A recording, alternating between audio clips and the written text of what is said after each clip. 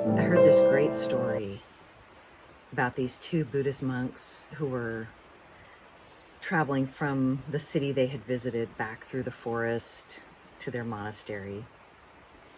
One was quite a bit older, one was very young. And they came to this river that was too deep to cross unless they got pretty wet.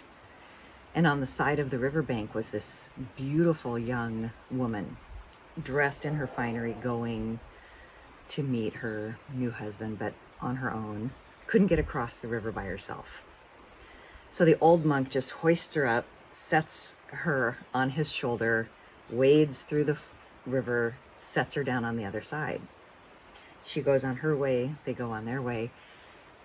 And for hours, the younger monk is just sputtering and making noises. And finally, the older monk turns and says to him, "What?" And the young monk says, "You broke your vows. We're not allowed to touch women. How could you do that?" He was so incensed. And the older monk looks at him and says, "I put her down 2 hours ago. Why are you still carrying her?"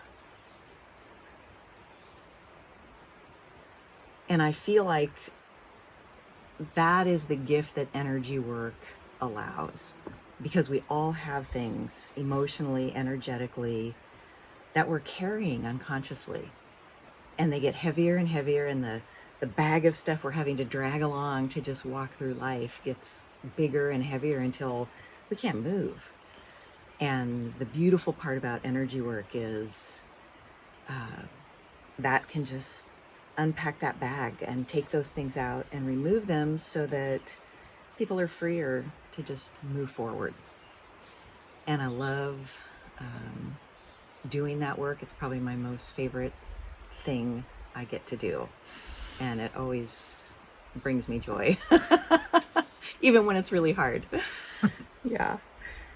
And it makes perfect sense to me. I know a lot of people don't understand how energy work can happen, but my undergraduate work is in physics and calculus. And as soon as I learned about the unified field theory, then I understood energy work. Because on a molecular level, what's been very clearly shown scientifically is that on a molecular level, we are all one, which there's no way to comprehend that in your mind, right? Mm-hmm. But what it means is if I can contact that place where we are actually one on a molecular level, then I can go in and read or look at what's happening in another person's system and assist them in clearing that.